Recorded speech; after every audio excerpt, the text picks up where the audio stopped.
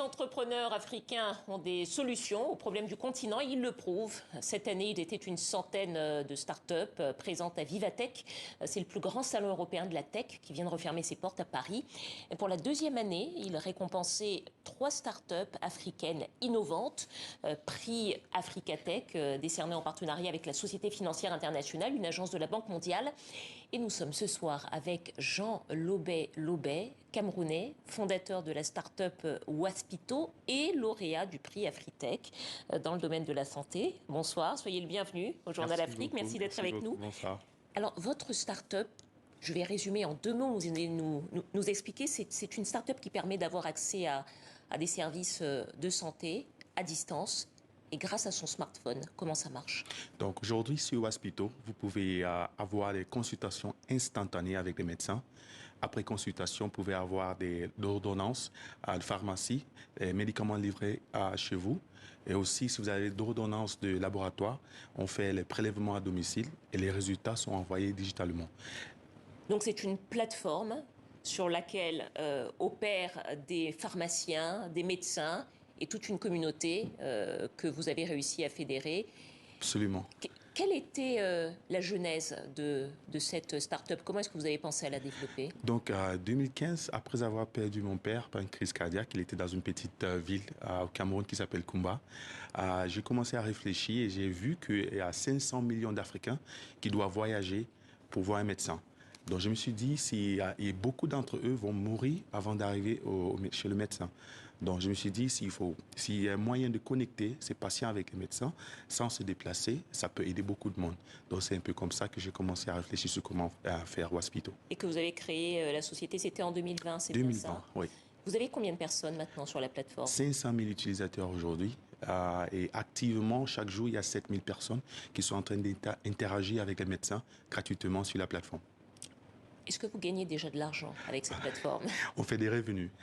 On fait déjà des revenus, Vous faites des revenus. Oui. Comment est-ce que vous avez réussi à avoir toute cette communauté de médecins, de pharmaciens, de professionnels de la santé, mais aussi à avoir la communauté des patients? Donc déjà, c'est la communication, l'éducation. On a essayé d'éduquer la population camerounaise parce qu'on a commencé au Cameroun. On a utilisé certains influenceurs pour essayer de partager, comment important Waspito peut être pour les utilisateurs. Surtout comme nous sommes en train de partager les informations vraiment importantes là-bas. Les médecins sont en train de donner des astuces santé gratuitement. Donc ça a un peu aidé pour faire en sorte que les gens sont intéressés aux plateformes. Et aujourd'hui, nous avons 500 000 qui sont là activement sur la plateforme.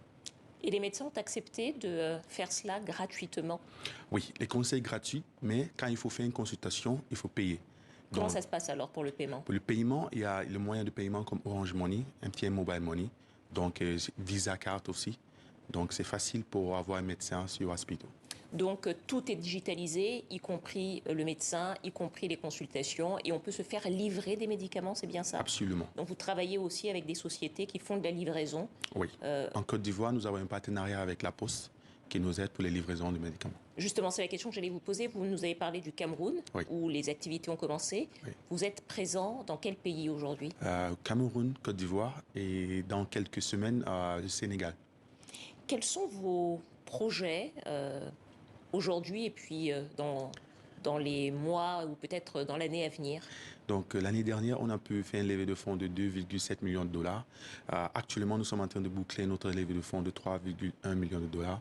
Et ça sera pour nous aider à nous installer aussi au Sénégal, essayer de booster la communication sur Waspito. Et nous pensons que d'ici 5 ans, nous aimerions être dans au minimum 11 pays africains.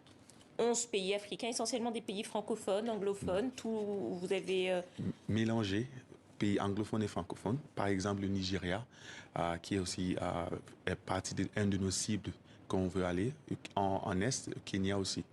Qui sont des gros marchés.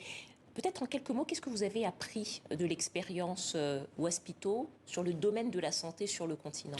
Moi, je pense que ce que j'ai appris, c'est qu'il y a beaucoup de travail à faire. parce qu'il y a une vide, il y a un besoin qui est réel. Et je pense que, d'après ce qu'on a pu réaliser, je pense que si tout le monde met les mains ensemble, surtout les jeunes qui sont en train de développer des startups, je pense qu'on va résoudre le problème de l'accès aux soins de santé en Afrique. Donc plus de start-up dans le domaine de la santé, Oui. c'est ce à quoi vous pensez vous inciter les jeunes à le faire. Absolument. Peut-être en quelques mots encore, on est arrivé au terme de notre entretien. Vous étiez à Vivatech. Qu'est-ce que ça apporte à un jeune entrepreneur comme vous d'être dans un salon comme celui-ci et de recevoir un prix comme celui de l'Africatech? Je pense que c'est très important. Ça nous donne une visibilité qui est vraiment importante pour un start-up comme nous, surtout pour un petit pays comme le Cameroun. Et je pense que ça va encourager beaucoup d'autres start-up comme nous à arriver. Ça facilite le contact avec les fonds Les d'investissement? investisseurs, oui, absolument. On a réussi à avoir plusieurs rendez-vous, comme on dit, des meetings d'investissement. Et d'ailleurs, on va boucler peut-être dans quelques semaines notre investissement qui fait partie de un de nos meetings à Vivatech.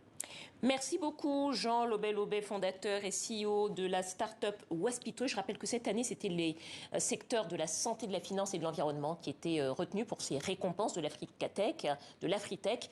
Et l'an prochain, eh bien, une quatrième catégorie, sans doute réservée à la tech éducation, pourrait être retenue.